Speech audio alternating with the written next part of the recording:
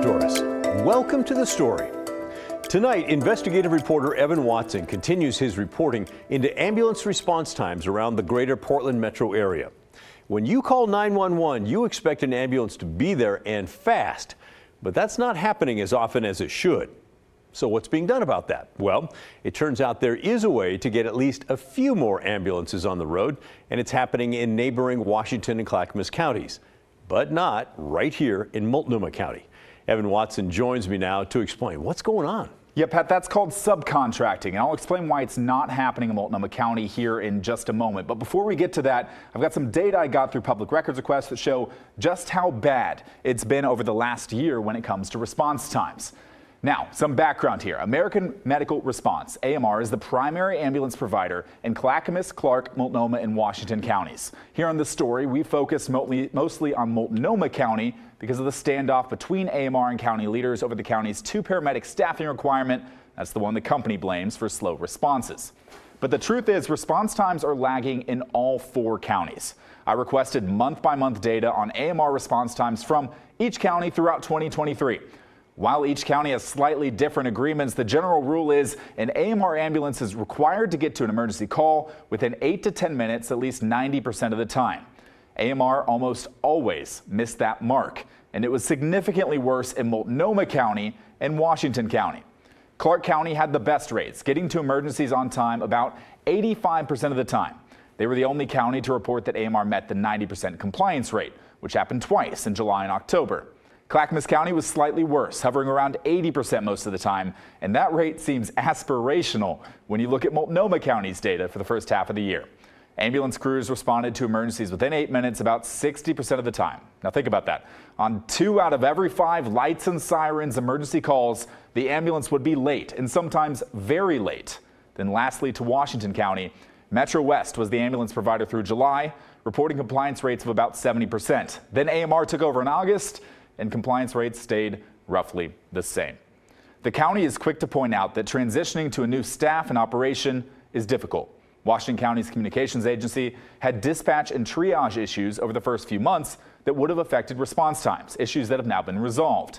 County officials tell me AMR's performance is now improving, but still all 4 counties reported problems with level 0.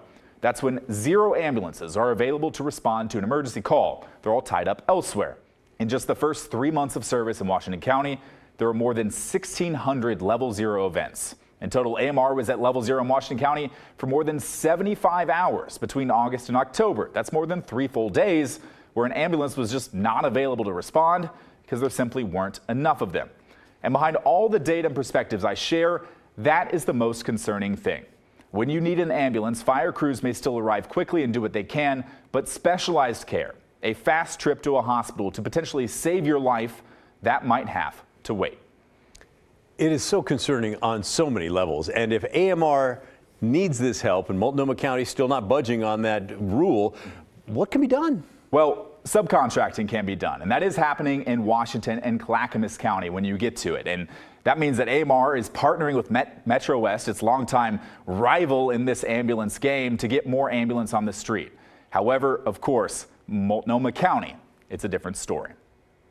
An unlikely partnership between 2 longtime rivals could help improve EMS service in the Portland area. Ambulance services, over the years have been built on competition.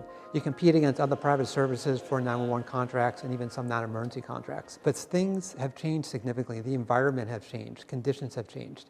And if we as healthcare providers, as EMS providers, don't respond to those changing times, then we're not doing our job. Larry Boxman is the vice president of Metro West Ambulance, based in Hillsborough. For years, his company has competed with AMR for county contracts. In August, Washington County switched from Metro West to AMR, pushing Metro West to primarily non-emergency transport, like taking patients from the hospital to their homes. Now, just 5 months later, they're back in the 911 game in Washington County, all because AMR asked for help. It doesn't solve all the problems, but it's a piece of a solution, so it's helping. Randy Lauer leads AMR, the primary ambulance provider in Washington, Multnomah, Clackamas, and Clark County. To fill staffing gaps, Lauer turned to Metro West. Their level of cooperation and their willingness to support and to recognize this crisis has been very helpful, and we're very thankful. Metro West runs one unit in Clackamas County, but the subcontracting is really being used in Washington County. When AMR gets down to 3 or fewer available ambulances in the county, they call in Metro West to take calls. Boxman said Metro West crews were activated 162 times in its first month of subcontracting. So this partnership with AMR and Metro West, do you view that as something that's sustainable long term? Yes, that really is a system. Lauer says Washington County's staffing levels and response times are now improving. It's Multnomah County that has a more serious problem. In, I think, October, we were down 50 paramedics. Now we're close. I think we're 59 or 60. So it's still going the wrong way. Multnomah County officials and AMR have clashed over how to solve its ambulance problem. The county fined AMR $500,000 for late responses. AMR says it can't fix the problem as long as the county requires 2 paramedics on each ambulance, a requirement not found in neighboring counties. County Chair Jessica Vega Peterson has repeatedly listed subcontracting as a potential solution. Lauer says he'd like to subcontract in Multnomah County, but there's a catch. Could Metro West come into Multnomah County and help out? No, because that ordinance, ambulance service area plan, only allows it with fire. AMR points to this section in the ambulance service plan, saying it may subcontract with established fire departments or districts within the area. And when AMR checked with fire agencies, they don't have the staff to help. The plan doesn't explicitly say anything about other private providers. Vega Peterson disagrees with AMR's reading of the contract that it can only partner with fire agencies, saying in a statement, "I'm in full support of Multnomah County and AMR exploring and evaluating any subcontracting, mutual aid, or partnership that could assist in increasing AMR's performance within the county. The current contract does not preclude contracting with other providers." Meanwhile, Lauer says if the county changed the contract to explicitly say AMR can work with other private providers, it would do that. Is that something that can be modified to say, hey, if another ambulance provider could help us out, fill a little staffing here, we'd be interested in that? Sure, absolutely. Yeah, anything that'll help staffing, anything that'll put one more ambulance on the street every day. I mean, we're looking for wins as small as that, just one more ambulance. We'd like to have about 20 more, but everyone helps. And for what it's worth, Metro West would be happy to fill in. If asked, would you be interested in subcontracting or helping out in Multnomah County? Yes, we would. If we were asked, we would do whatever we can to help Multnomah County in whatever capacity they request. Of course, Metro West has the most to gain by expanding subcontracting. But with industry staffing shortages and frequent cases of unavailable ambulances, Boxman believes it's the way forward. We could take our resources combined with AMR resources and provide a much better level of coverage than we can as any single provider. The ultimate benefit is to the community members because they don't have to worry, is an ambulance going to be available? Okay, Evan, this is ridiculous. I feel like you need to broker the deal. Just take a piece of paper, get them both to sign off, and let's get this done. Sure, it's immensely frustrating for me because I'm basically going to all parties here, AMR, the county, even Metro West in this case, saying, hey, what could be done to get this here? They say they want to do it, but they're just not getting to that step. And ultimately, just people's lives are at stake here. Yeah. You know, this is emergency response. Everyone recognizes this. If you have sides saying, I want to do this, but maybe don't feel good legally, make sure this is in the writing, or the county saying, oh, give us the proposal, you want to do it, just get it done. You're both saying yes, so come to an agreement, sign the pen, and let's get moving forward. Even just 1 or 2 or 3 more ambulances on the street could make a difference in that 911 call. Yeah, come on, guys. When you want something to happen, it happens pretty fast. It's time to want this to happen. Yeah, and communicate, make it done. Absolutely. All right, well, now it's your turn. What do you think about this? Do you agree with me and Evan that it's ridiculous, or do you think that we're missing something?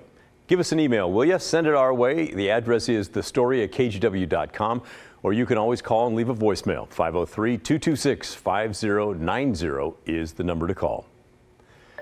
Moving on to weather for a moment, it's the big story tonight. The big melt that many hoped for last night and this morning just did not materialize, at least not like we'd hoped. And we're still at the mercy of temperatures when it comes to getting out of the woods while this system is here. We're going to check in with Chief Meteorologist Matt Zaffino in just a few minutes, so stick with us. But first, let's get to some of your thoughts on my one-on-one interview with Multnomah County District Attorney Mike Schmidt. It was our big story last night. If you missed it, you can watch it right now on the KGW YouTube channel. We covered a lot of ground, from whether Portlanders feel safe to Schmidt's relationship with Portland police, and even Schmidt's reaction to those billboards around town slamming the job he's done so far. We had a feeling that the interview would probably prompt a lot of you to email us and leave voicemails, and holy smokes, did you ever. We got input from people on both sides, some who think he's fantastic, some who can't believe that he's running for re-election. We're going to start with those who are against, and then we're going to finish up with the supporters. Maxine kept her email short. She wrote, "All I heard from Mike Schmidt were platitudes. He needs to go." Those billboards are a true statement. He didn't answer any of the questions. He's living in la-la land if he thinks we feel safer or crime has gone down. People like Mr. Schmidt need to move on. David wrote to us to say Mike Schmidt is completely out of touch. He's saying they're making progress toward Portland becoming safer. Well, over the 3 years he's been DA, we've had the 3 highest homicide rates in recorded history. We also have one of the highest car theft rates per capita in the U.S. So he can say crimes are going down all he wants, but a downward trend from record highs you created is nothing to hang your hat on. I think Mike Schmidt is full of it, and he is a joke. And lastly, this from a viewer who says they are a retired police officer and detective who used to work in Multnomah County, notably not when Schmidt was in office, but they write, "I've spoken with some LEOs, that's legal enforcement officers in Multnomah County, and they have no confidence in Mr. Schmidt. I've heard that they are very concerned that he will aggressively prosecute them if they are involved in an on-the-job shooting. The top law enforcement officer in the county needs to be tough as nails on crime and not a social justice warrior or a social worker." But as I said earlier, there were plenty on the other side, plenty of positive feedback about the job Schmidt has done so far and about his plans for the future. Bill wrote to us to say, "I was so impressed. Mike Schmidt seems like a steady, strong, informed leader. I'm really tired of the knee-jerk reactionaries who won't grapple with the actual facts and get on board with building a better future instead of taking us backwards." I think he did a good job of explaining what the challenges are ahead and what his office is doing to meet them. So I appreciated that coverage, and I think that Mike did a good job of explaining his record and what his vision is for the next term.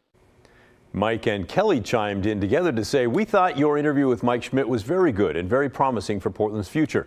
Although we do not live in Portland, we are very hopeful that Mike Schmidt has and will continue to bring a strong, positive change to Portland. He seems to have a firm grasp on the issues and a positive outlook for Portland's future."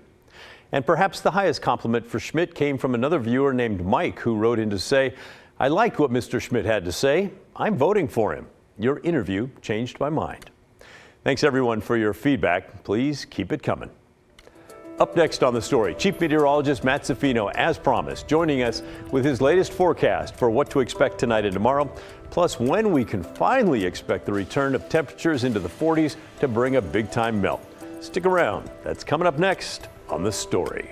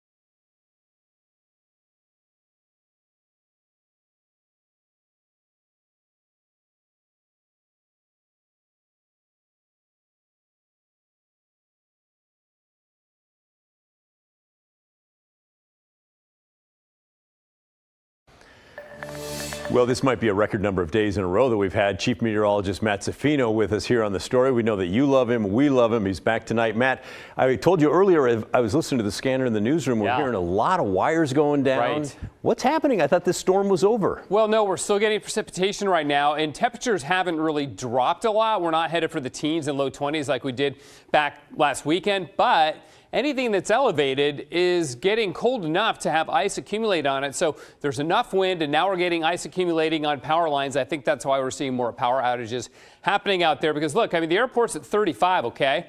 But it's windy. It's not the strongest east wind we've ever had, but it's windy enough. But other temperatures around town are right at freezing or a little below. King City's holding at 31, West Lynn 32, 32 in Troutdale, Boring's at 30. Out in the gorge, of course, it's a lot colder, and it's all snow out that way. But for the Portland area, what about the winds? Well, east at 26 at Troutdale, east at 22 at Portland. Again, not the strongest east winds. And I was checking some of the other non-official weather stations around town and not seeing any big winds here. And you can see they really drop off as they do south and west of the city. But there's enough wind, and I really think it's the ice accumulation, Pat, that's bringing down the power lines, causing extra power outages right now. Because as I've been saying all afternoon and all evening, yes, well, it's not as cold as it was. We're getting freezing rain. It's going to end late tonight.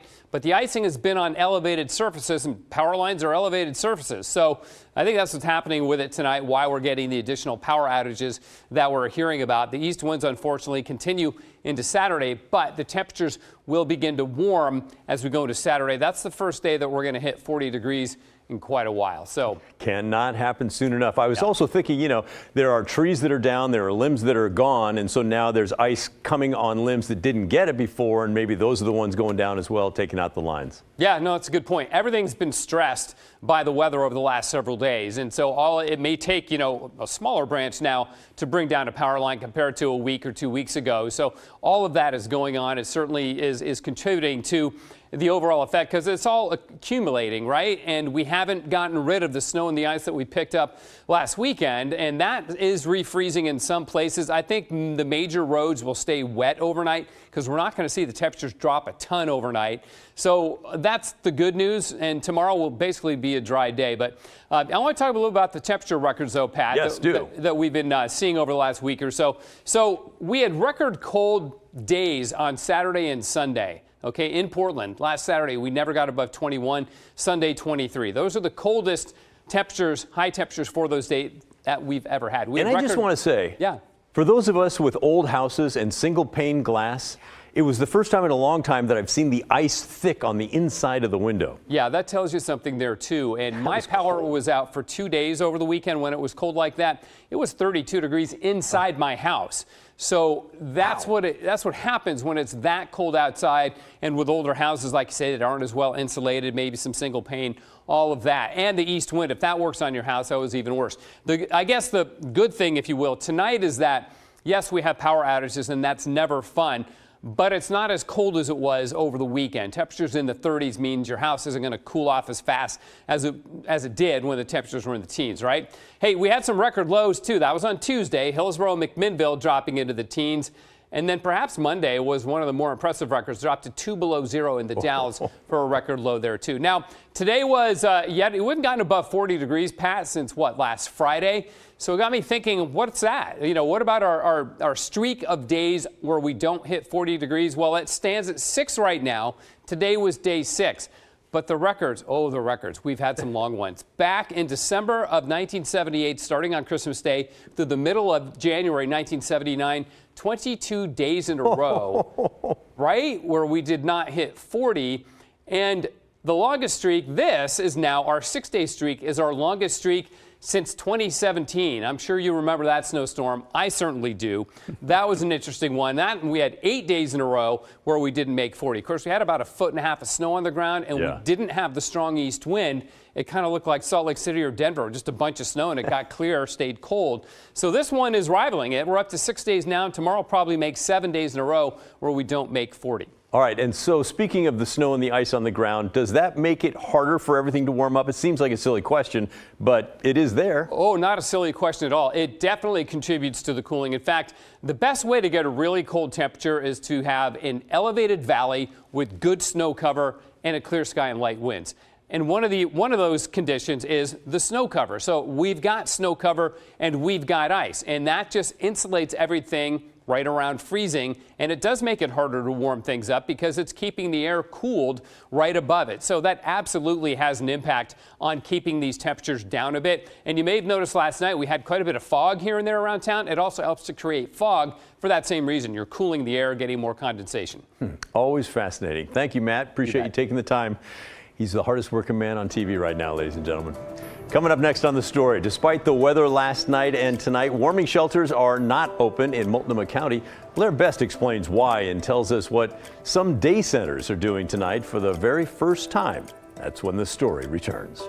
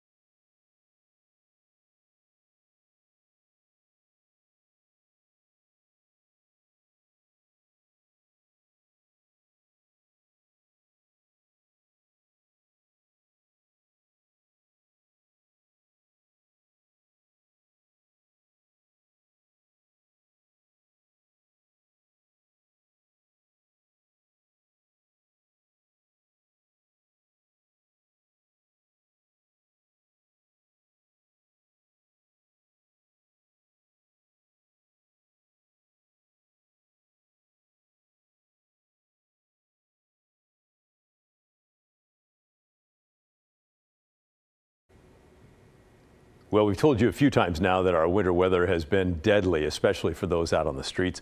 At least 5 deaths now due to hypothermia, 4 of them in Multnomah County. Despite conditions yesterday and today, warming shelters closed yesterday morning, and they remain closed tonight. Many who run homeless day centers in Portland feel those closures happened far too soon. Blair Best reports. Spend just 10 minutes on the streets of Portland, and you can almost feel the despair. It's miserable. I feel like crying. Pretty nasty, pretty cold.